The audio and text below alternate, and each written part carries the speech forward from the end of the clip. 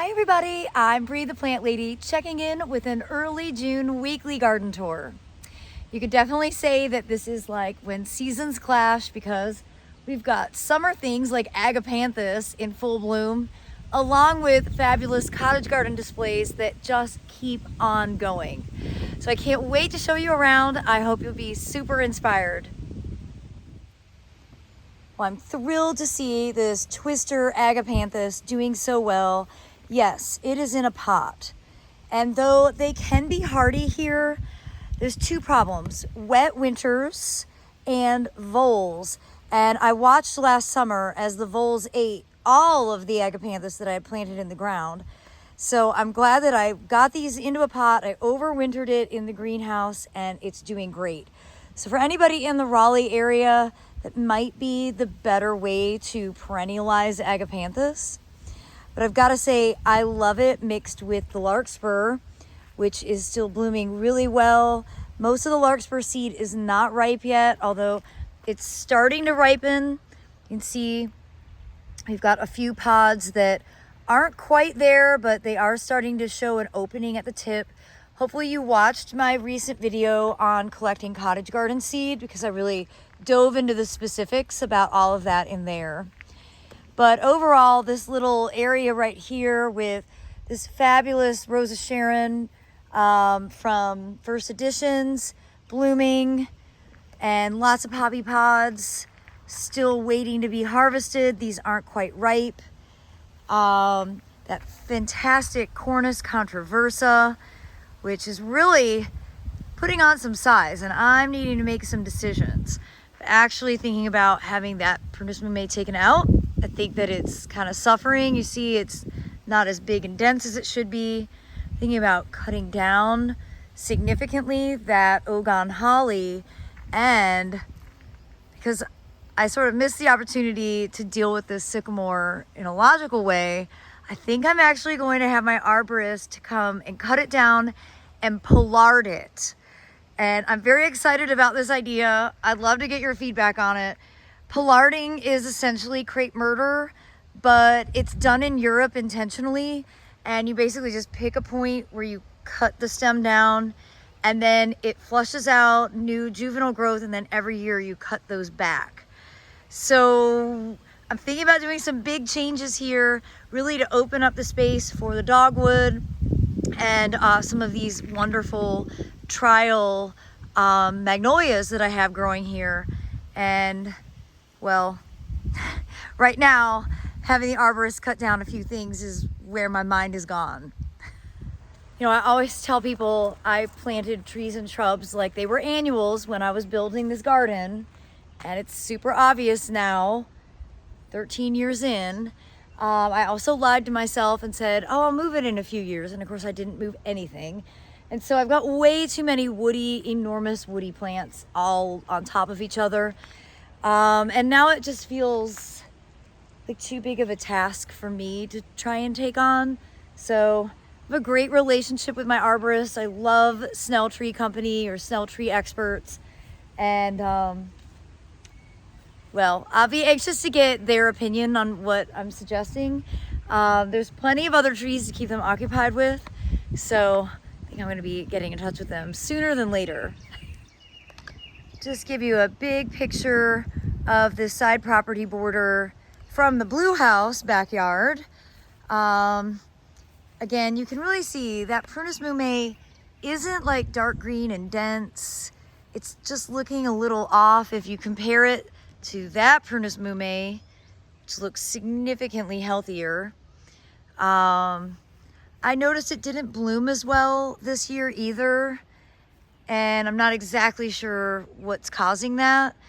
I did want to show you up close and personal that the witch hazel, which, I mean, it's not completely dead. You can see there's a few leaves on it, but I'm going to cut this down. I'm going to cut this down like today or tomorrow. We have a very rainy forecast, so I probably need to take advantage of today. But I wanted to show you what the trunks look like so that you can really see. It doesn't look exactly like ambrosia beetle. I'm gonna zoom in, but there's definitely some kind of insect that bored in and yeah, just destroyed it. So usually with ambrosia beetle, you see the frass coming out. It looks like sawdust, like a peg of sawdust. So I'm not exactly sure. I need to do some sleuthing around to firmly identify what caused the demise of this. But again, it's dead. It's fine. This Coralopsis is going to it's already growing so fast because it's not having nearly as much competition. And all the other trees that are planted in here will now benefit from one tree being taken out. And that's just kind of my philosophy with where I'm at with a lot of these borders, where I've just overplanted trees. I just need to start making some decisions about what needs to come out. Well, this kind of native perennial border over here is looking full. You know, the yarrow is always so awkward because it just flops everywhere, but it is so pretty and it's a nice cut flower. Reggie was really happy to discover that he has a giant catnip here. Turns out he's really an addict. The deer are definitely doing their thing. They are eating the asters. They are eating all the hydrangeas to the point there I've never seen it before. I came over here the other day, yesterday, to get some stuff out of the blue shed, and I was like, oh wow, it was so easy to open the door. Well, that's because look at what they've done to the waterfall hydrangea. And I don't even think I should be saying they. It's one really large, pretty aggressive, I don't know whether it's a guy or girl, but not afraid of me. You walk into the woods and he stands there and stomps his foot and snorts, and he is addicted to hydrangeas. So it's not looking good for the hydrangeas in my garden. And even the ones that I have caged are still getting eaten. So this is Eclipse, which is such a beautiful one. And the new growth is, you know, super burgundy, but they keep eating all the new growth. So yeah, it's defeating. You can see this one here. I mean, they're not eating all of it, so it is nice to at least have some flowers. But, you know, I discovered last year that I have about 60 hydrangeas planted, and they are eating all of them. I might have more than 60, to be honest. But that's the status. At least right now they're leaving the camellias alone, although I shouldn't have said that out loud. Well, the figs are figgin', you guys. This first year ever to get figs start forming this early. So I'm really excited. They have definitely completely taken over this bed. I went ahead and moved the furniture. I do have these pots to still do. I'm aiming to try and get them done tonight. And I just really like how this border is looking right now. You know, the cool season stuff is just about done. I did go ahead and harvest the broccoli at night when the wasps weren't active.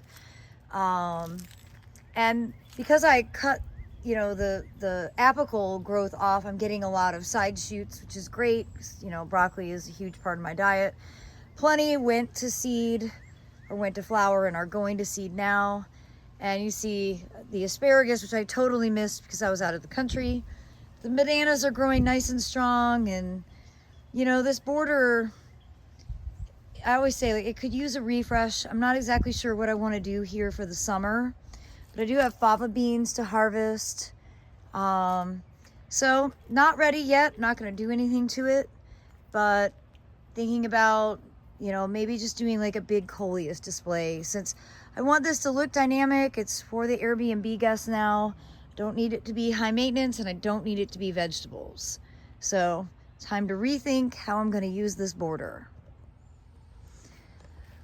Well, I did start the process of harvesting poppies, and yesterday I went ahead and cleaned the feed tank. I've kind of given up the idea of getting rid of it, at least for this summer, because frankly I like to use it.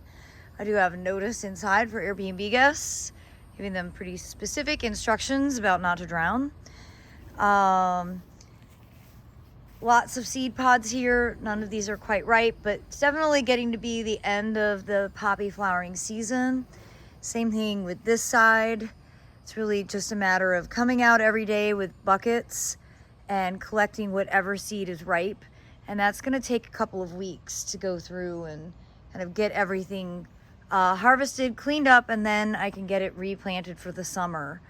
And again, looking at sort of slightly different plantings, because I don't necessarily want this to be high maintenance vegetables, because we do have a lot of Airbnb guests booked for the summer. So it'll be a fun thing to really start diving into. I have not given it too much consideration yet, just because it's still in the utter chaos phase, but every seed is precious, and I am in seed collecting time right now, not designing time. Well, I guess I should be thanking the voracious deer for doing such a good job of really keeping my giant stand of phlox pruned back. I'm a little nervous that I might not get any blooms this year, and this is my favorite thing about August, when all the swallowtails come. They don't eat oregano, and oregano has completely taken over this border and looks insane. So gotta do something with that. But it's a great example of showing you, like, it's right across the street from each other. They eat the phlox, they don't eat the oregano. So if you're making decisions based off of their habits, this is a prime example of what to grow and perhaps what not to grow. Even though I love this phlox and I want to have it, the deer are making it a little difficult. Glad to see that they leave the brugmansia alone. And I just wanted to show you that I did start harvesting garlic yesterday. And I just have it sitting here right now, looking good. These were all soft neck, so these have a really nice long shelf life, and I can braid them. So probably be doing that this weekend. Wanted to show the class the example of what the garlic looks like, and we're gonna harvest some more. And class attendees for Sunday's summer veggie garden class will get to take some garlic home, along with plants and seeds. So I'm looking forward to that. Hopefully, even though it's showing rain, hopefully we will have a few hours of rain-free. And there are some spots available in the summer veggie gardening class on Sunday from 11 to 1 p.m. I'm gonna put the link in the description. Would love to have you come out. It's definitely my goal, hands-on. You learn actionable information that you can just take home and apply. So love to have a few more people join us for the class. And I look forward to sharing another update with all of you tomorrow from my gardens here in Fuquay Varina, North Carolina, as we are really kicking off the month of June. Well, as always, thanks so much for watching, and happy gardening.